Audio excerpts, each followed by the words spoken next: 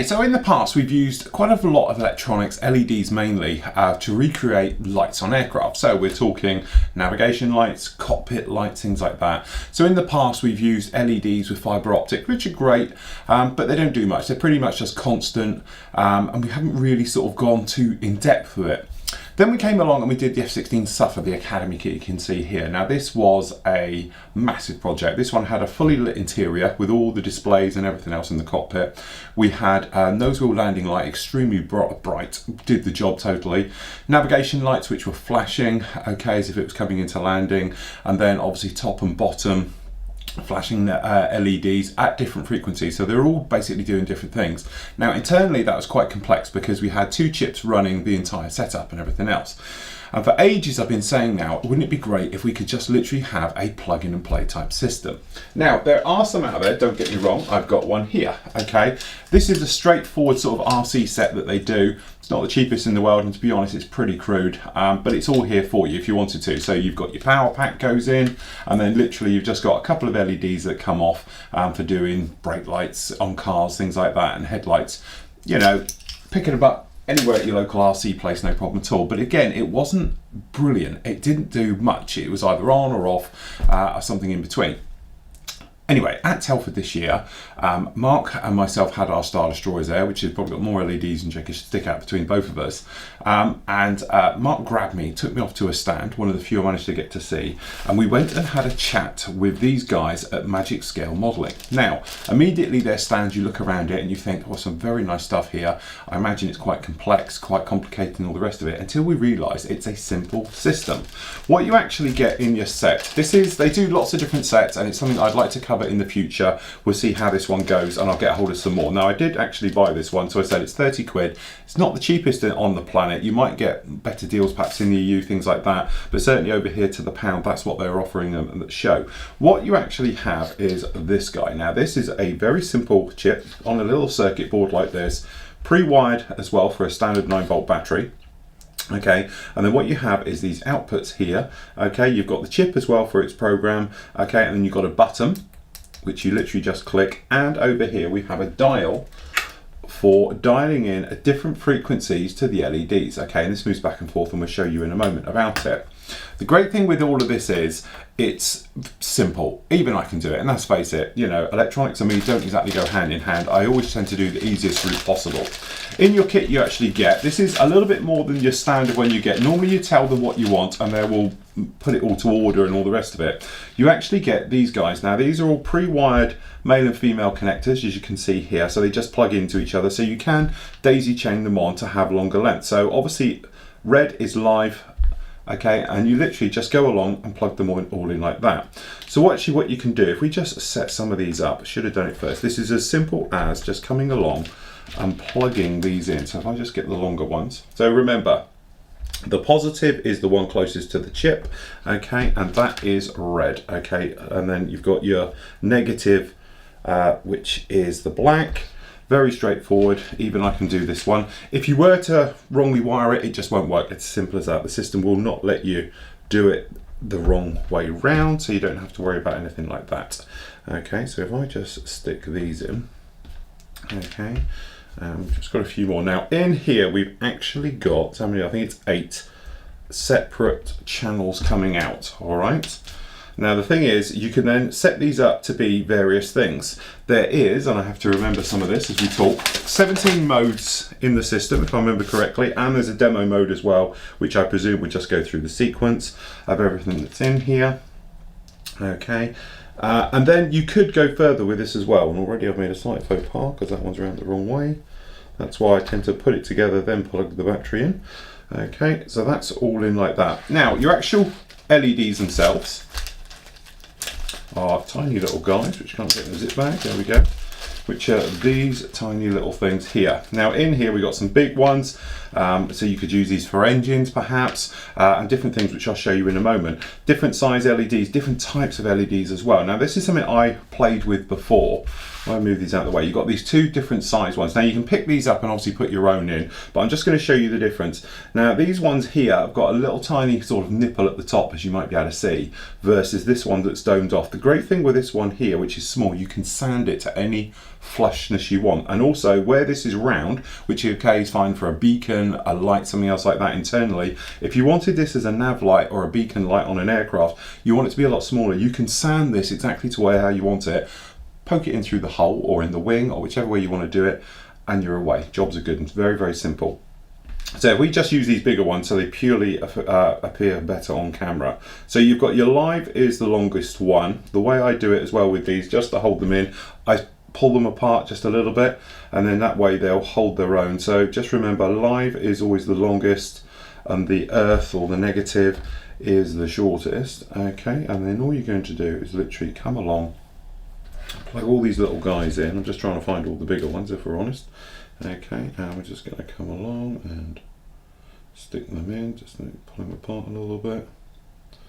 I'd say pulling them apart isn't necessary, it just holds them in for the moment and gives you a better contact. Obviously when you're doing this properly, you could then put these in with a little bit of heat shrink around them to hold them in, or whichever way you actually want to do it.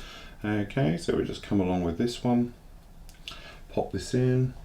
Now, you know, a lot of things is, where could you use this? And obviously I'm doing this from an aircraft modeller's point of view, but don't forget, as I'll show you in a moment, you've got numerous options with this absolutely everywhere, okay?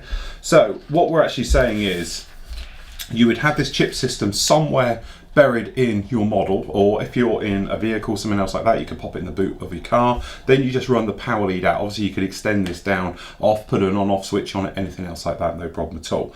Then you just run these cables by using the extenders or cutting them and putting your own cable onto it anywhere where you like on the actual model, be it a car, a ship, a diorama, you know, a tank, plane, helicopter, whatever you want to do, by feeding around perhaps smaller cables, which is something we did with the F-16. We had a lot finer cables running around that thing than we've got here, but this is great just to show you.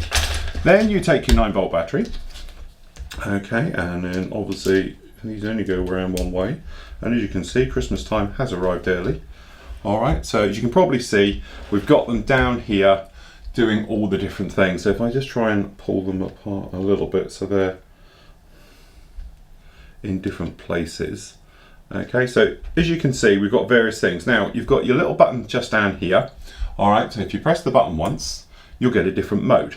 Okay, so it's now flashing round. So, you know, obviously you could use this exactly where you wanted to altogether. But from my point of view, I'm thinking, well, look, that'd be great for a sort of police car, ambulances, because you've got that type of chase. Okay, you've got another one now. This is double blinking, obviously each side. So you could do nav lights, things like that with this one, but it's different rates. If you look at these over on this side, you can see this is a pulse one, where these are double flashing like aircraft. And obviously I know it's difficult to see like this because I haven't got them in the order where you'd normally go with them, but you sort of get the idea to all of this. All right, then you've got your next mode. So this is basically constants and it's on a chase sequence, I think, just going around a little bit.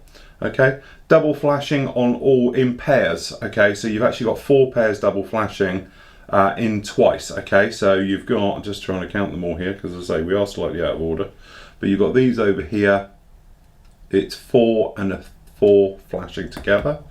Okay, double flashing all of them, and then as you say, we've got this half over here and this half over here, 4 and 4, different pulse rates, all of them obviously as a constant, all on, double flashing, and there's slightly different frequencies of the flash at the moment. Okay, then we've got various ones all over the place with this one, different rates, pair flashing.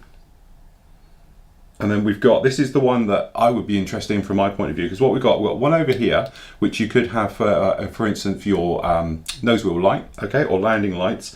Then we've got 3 others, okay, so what you actually got then, you could have then one for perhaps, you know, obviously on the cockpit interior, say, for one light. Then you've got 3 others, so you could have main wheel lights, okay, for gear, for landing, so talking like a tornado, something else like that. And then you've got a tail light as well, permanently on. Then you've got flashes, so you could have top and bottom, obviously red flashing, and then on the wingtips you could have those. Or, as I say, you could have green, constant, and red on with strobe light flashing for an aircraft. So I'm thinking this is my favorite, to be honest, would be your aircraft type thing with this one. The other thing as well, you could do little things we'll show you in a moment. You could actually have this set up to be an aircraft. So you could say, right, okay, so we've got, you know, one light over here, perhaps doing a cockpit feed, something else like that. External strobes, these permanent ones on here as well. I think this is the one.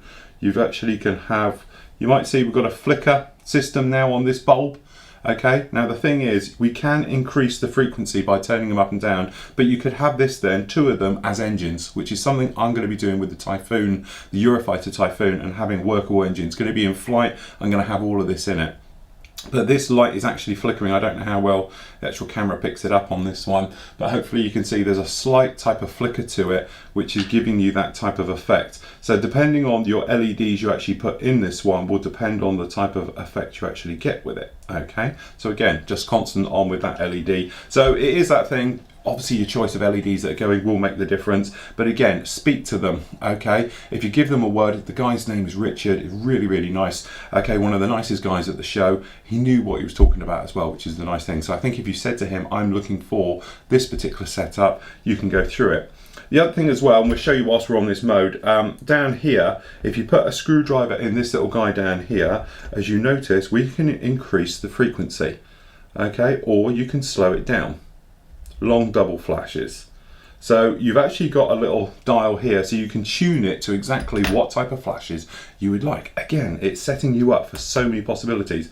So we can move on. So another one here, we've got flashes all over it. This type of thing you could do in a diorama for gun flashes. Again, you know, you want a bit more of a gun effect. You could then turn up the flashes and have them independently going all over to make it look like gunfire, something else like that. We just turn it down to halfway. Okay, or artillery firing, things like that, AA guns, all that type of thing. This is a nice one. This is a single one going round, which I know doesn't seem much, but you have the option to turn it right down so it's quite slow, or you can just whack this thing up so it looks like gunfire. Again, I'm thinking dioramas, anti-aircraft guns, and don't forget you can get smaller LEDs to fit down barrels of guns and things like that. Okay, onward, bit more chasey type things, flashing type things, and all the way go over. So I know you're thinking, okay, it's a glorified Christmas tree, okay, but you have got options to work with this one. You could, if you wanted to, pair them up. You're going to lose the voltage, so they're going to dim down, but you could double these up quite easily and put other bulbs in them. Obviously different type LEDs, different type things. Obviously this is a flicker one, so as we spoke about before, this will do, I presume it will do a flicker as a multiple type flicker on this one instead of off. But again, the usual thing again, if you want to up it, we can up its strobe to give you engines, rocket fire, anything at all, or you could turn it right down. And this is just doing a very simple pulse now. So depending on how you work these things all out will depend exactly what you get with your actual diorama. But the thing is, I've been saying for a long time that it'd be nice if we had a kit for idiots like me who don't know about electronics. You can just pick one up, £30, the entire set, all your LEDs, everything. You tell them what it's for. So you say, I'm going to need, I don't know, 2 red, well, 3 red LEDs, 1 green, couple of white ones, different intensities. So obviously talk about strong white light for a landing light versus an internal. Perhaps you would want a softer type of yellow light, things like that, and go right the way through. And then, as we said, you could easily, if you wanted to, extend these on. So I've done this one for about the right length for doing the Eurofighter, I reckon, if this was in the middle. So, and then literally we've just extended this one on so you can have it off as you go right the way around. All exciting stuff. It gets better. Haven't got them here because, to be honest, I couldn't afford to buy them all.